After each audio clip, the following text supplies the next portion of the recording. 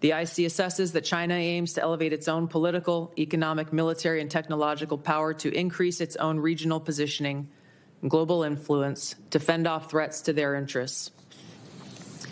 While there are challenging areas where interests diverge, President Trump's diplomatic engagements with President Xi to work towards U.S. interests have enabled progress where those interests align. The IC assesses that China continues to rapidly modernize its military forces across all domains in pursuit of its goal to achieve world-class status by mid-century.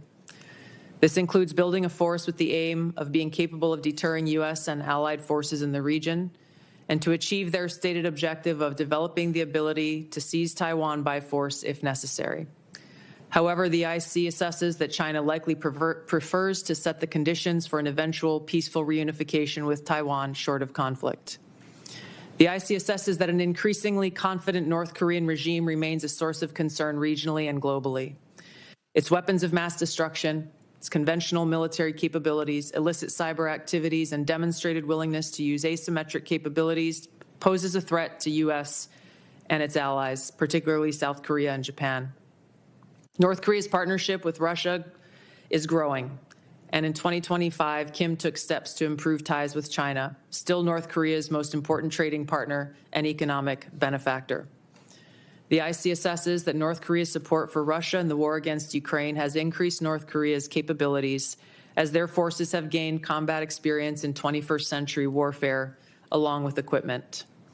In 2024, North Korea deployed more than 11,000 troops to Russia to support combat operations in Kursk.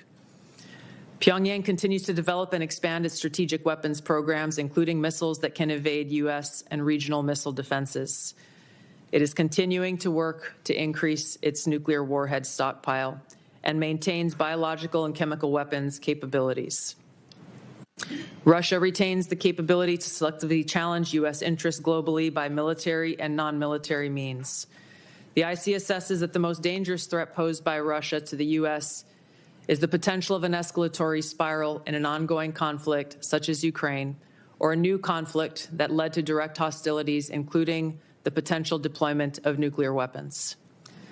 The IC assesses that Putin continues to invest in Russia's defense industrial base, as well as novel capabilities that may pose a greater threat to the U.S. homeland and forces abroad than conventional weapons. Russia has advanced systems, hypersonic missiles, and undersea capabilities designed to negate U.S. military advantage. Moscow also relies on other tools to exert pressure, using gray zone tactics to further its goals and compete below the level of armed conflict. Russia is also building an extensive counterspace capabilities to contest U.S. space dominance. Its development of a nuclear counterspace weapon poses the greatest single threat to the world's space architecture. During the past year, the IC assesses that Russia has maintained the upper hand in the war against Ukraine. U.S.-led negotiations between Moscow and Kiev are ongoing. Until such an agreement is met, Moscow is likely to continue fighting a slow war of attrition until they view their objectives have been achieved. In the Middle East, conflict and instability will shape security, political, and economic dynamics in a variety of ways. The IC assesses that Operation Epic Fury is advancing fundamental change in the region that began with Hamas's attack on Israel on October 7th, 2023, and continued with the 12-day war last year, resulting in weakening Iran and its proxies. The IC assesses the regime in Iran appears to be intact but largely degraded due to attacks on its leadership and military capabilities. Its conventional military power projection capabilities have largely been destroyed, leaving limited options. Iran's strategic position has been significantly degraded.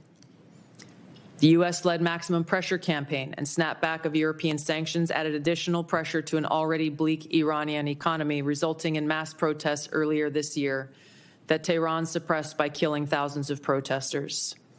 Even if the regime remains intact, the IC assesses that internal tensions are likely to increase as Iran's economy worsens. Even so, Iran and its proxies continue to attack U.S. and allied interests in the Middle East.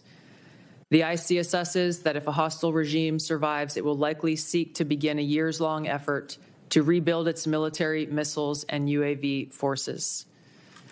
Prior to Operation Epic Fury, the ICSS as Iran was trying to recover from the severe damage to its nuclear infrastructure sustained during the 12-day war and continued to refuse to comply with its nuclear obligations with the IAEA, refusing them access to key facilities. The ICSSs that China, Russia, and North Korea see the United States as a strategic competitor and potential adversary. Iran has long viewed the U.S. as an adversary and is engaged in active conflict with the U.S. as of today.